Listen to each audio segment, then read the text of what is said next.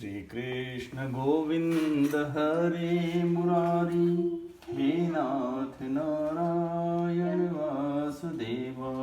श्री कृष्ण गोविंद हरे मुरारी, हे नाथ नारायण वासुदेव।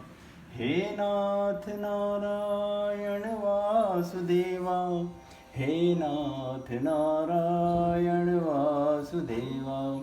श्री कृष्ण गोविंद हरे मुरारी, हे नाथ नारायण वासुदेवा।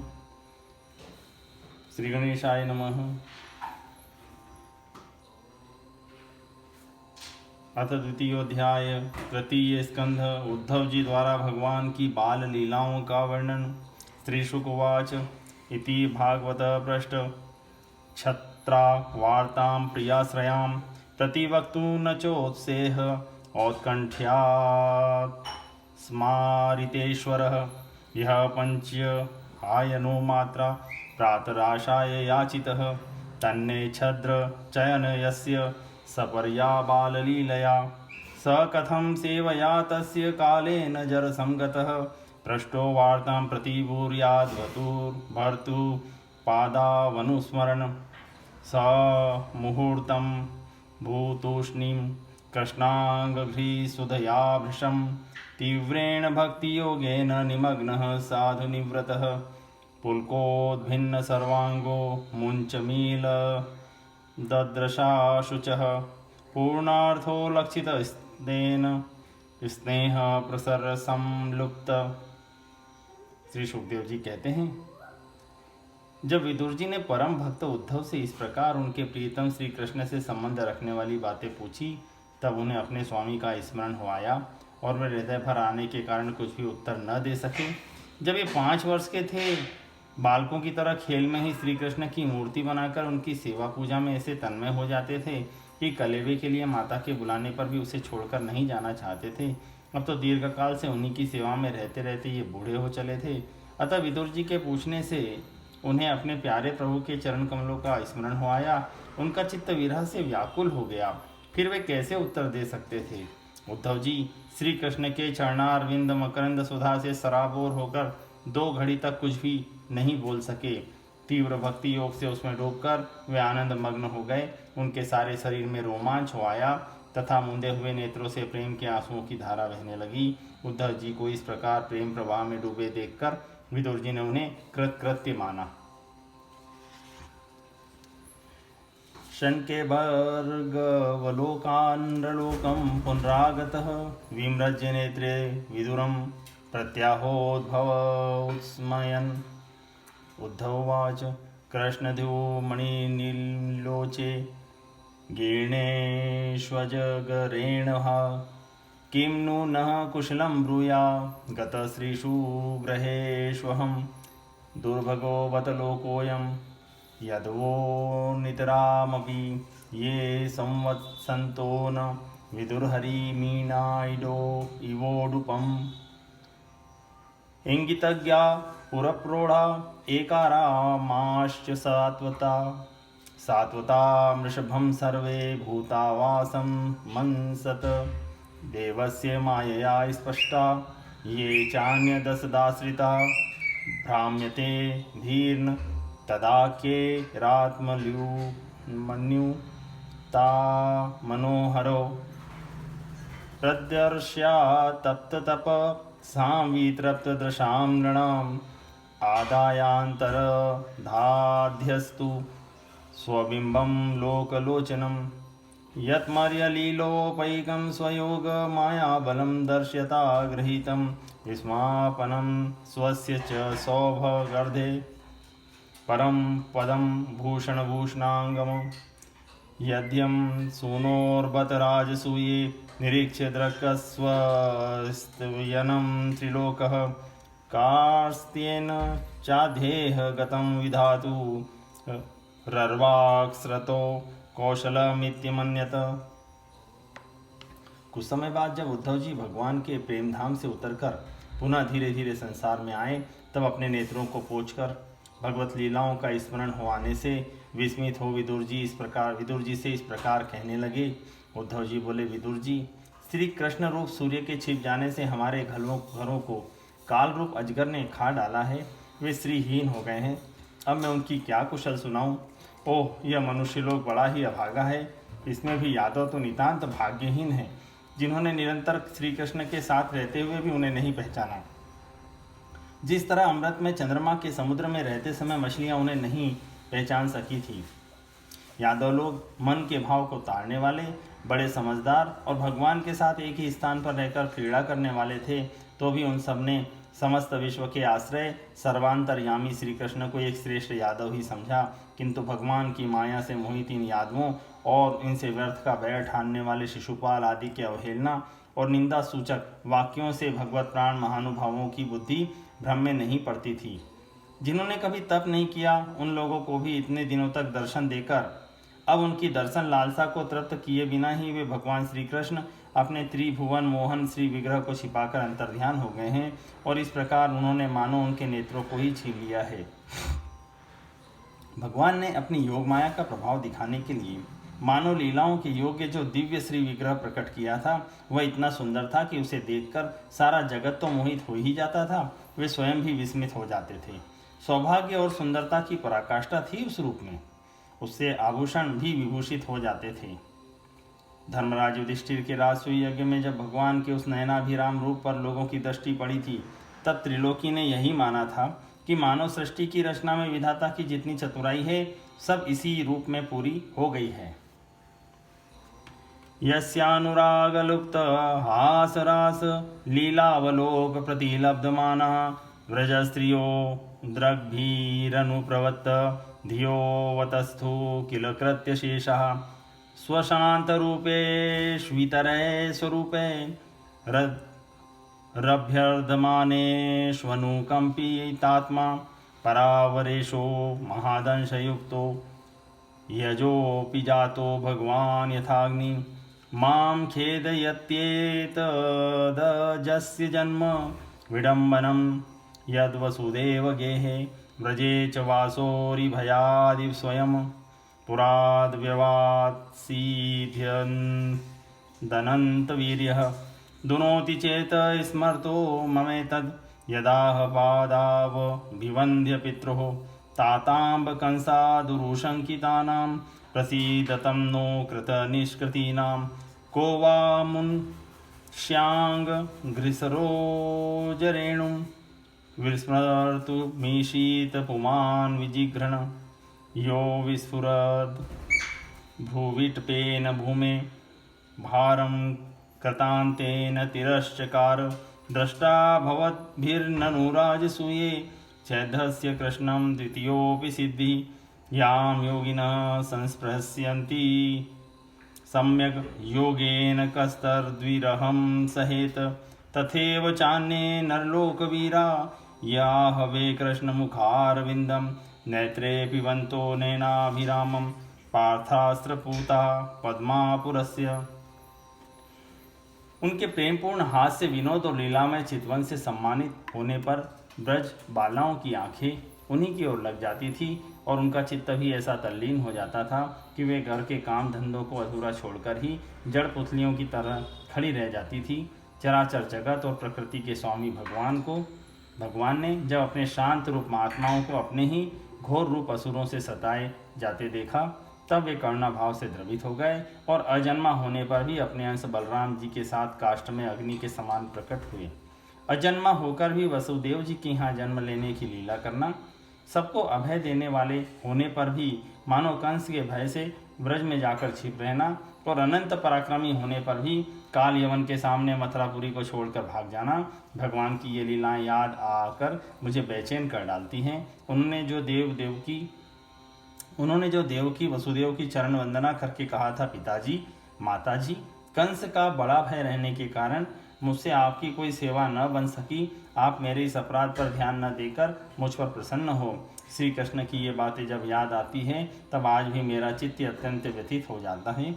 जिन्होंने काल रूप अपने भ्रकुटी विलास से ही पृथ्वी का सारा भार उतार दिया था, उन श्री कृष्ण के पाद पद्म पराग का सेवन करने वाला ऐसा कौन पुरुष है जो उसे भूल सके। आप लोगों ने राजसूय यज्ञ में प्रत्यक्ष ही देखा था कि श्री कृष्ण से द्वेष करने वाले शिशुपाल को वह सिद्धि मिल गई जिसकी बड़े बड़े योगी भली भांति योग साधना करके स्पृहा करते रहते हैं। उनका विरह भला कौन सह सकता है। शिशुपाल के ही समान महाभारत युद्ध में जिन दूसरे योद्धाओं ने अपने आंखों से भगवान श्री कृष्ण के नैनाभिराम मुख कमल का मकरंद पान करते हुए अर्जुन के बाणों से बिनकर प्राण त्याग किया, वे पवित्र होकर सबके सब भगवान के परम धाम को प्राप्त हो गए। स्वयं तो साम्यातिशयस्त्रधीशः स्वराज्यलक्ष्म्याप्त समस्त काम बलिं हरद्भिश्चिरलोकपाले किरीटकोट्येडित पादपीठ ततस्य कैङ्कर्यमलं भृतान्नो विग्लापयन्त्यङ्ग यदुग्रसेनं तिष्ठन्निषन्नं परमेष्टिधिष्णे यद्बोधयद्देव निधारयति अहो बकीयं स्तनकालकूटं जिघासं यापाय यद्यप्यस्वाध्वी लेभे गतिं ध्यातृचितां ततोऽन्यं कं वा दयालुं शरणं व्रजेम। मन्ये सुरान् भागवतास्त्रधीशे सरम्भमार्गाभिनिविष्टचितान् ये संयुगे चक्षत तार्क्ष्यपुत्र मनसे सुनाभायुधमापतन्तं वसुदेवस्य देवक्यां जातो भोजेन्द्रबन्धने चिकीर्षुर्भगवानस्या शमजेनाभियाचित ततो नंद व्रजमित पित्रा कंसाद्विबिभ्यता एकादश समास्तत्र गूढ़ार्चि सबलो वसत परीतो वत्से वत्सपैर्वत्सांशारयन् व्यहर्द्विभु यमुनो पवने कुज द्विज संकुलितांघ्रिपे कौमारी दर्शयं चेष्टां प्रेक्षणीयां व्रजोकसां रुदन्नीव हसन्मुग्ध बालसिंहावलोकनम्। स्वयं भगवान श्री कृष्ण तीनों लोकों के अधीश्वर हैं, उनके समान कोई भी नहीं है, उनसे बढ़कर तो कौन होगा। वे अपने स्वतः सिद्ध ऐश्वर्य से ही सर्वदा पूर्ण काम हैं। इंद्रादि असंख्य लोकपालगण नाना प्रकार की भेंटें ला लाकर अपने मुकुटों के अग्रभाग से उनके चरण रखने की चौकी को प्रणाम किया करते हैं। विदुर जी वे ही भगवान श्री कृष्ण राज सिंहासन पर बैठे हुए उग्रसेन के सामने खड़े होकर निवेदन करते थे, देव हमारी प्रार्थना सुनिए। उनके इस सेवा भाव की याद आते ही हम जैसे सेवकों का चित्त अत्यंत व्यथित हो जाता है। पापिनी पूतना ने अपने स्तनों में हलाहल विष लगाकर भगवान श्री कृष्ण को मार डालने की नीयत से उन्हें दूध पिलाया था, उसको ही भगवान ने वह परम गति दी जो धाय को मिलनी चाहिए। उन भगवान श्री कृष्ण के अतिरिक्त और कौन दयालु है जिनकी शरण ग्रहण करें। मैं असुरों को भी भगवान का भक्त समझता हूँ, क्योंकि वैर भाव जनित क्रोध के कारण उनका चित्त सदा श्री कृष्ण में लगा रहता था और उन्हें रणभूमि में सुदर्शन चक्रधारी भगवान को कंधे पर चढ़ाकर झपटते हुए गरुड़ जी के दर्शन हुआ करते थे।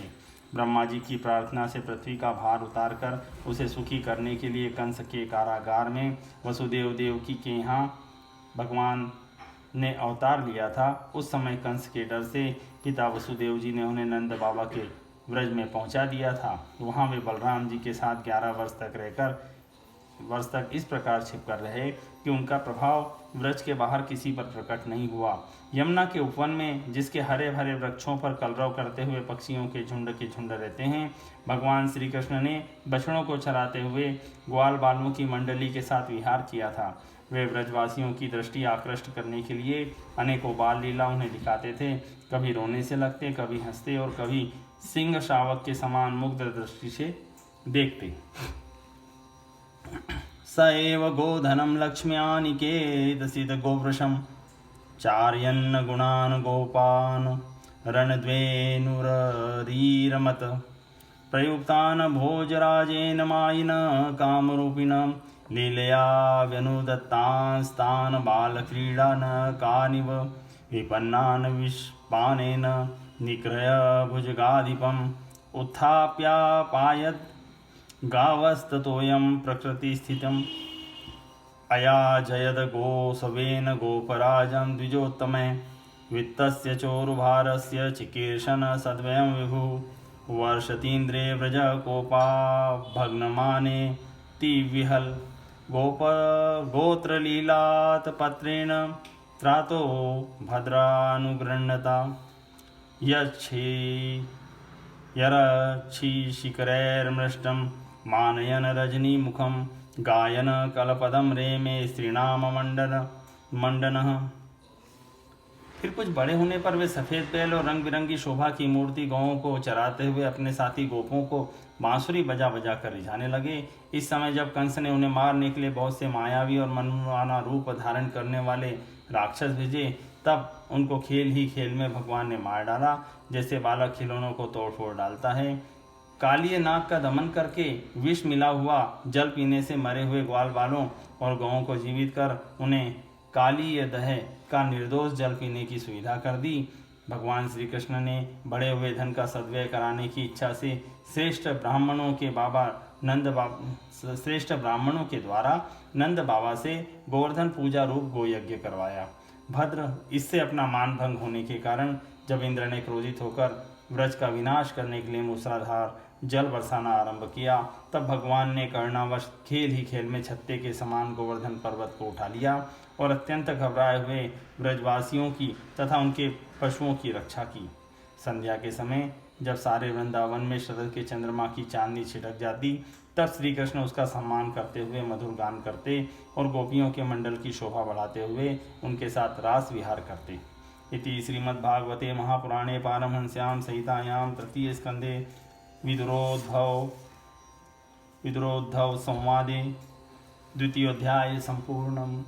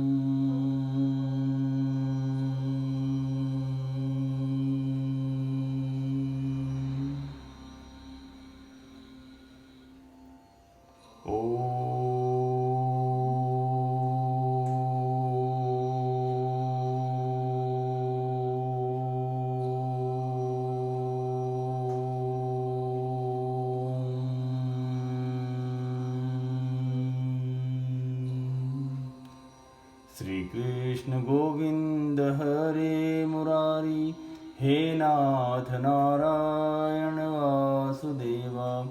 श्री कृष्ण गोविंद हरे मुरारी, हे नाथ नारायण वासुदेव।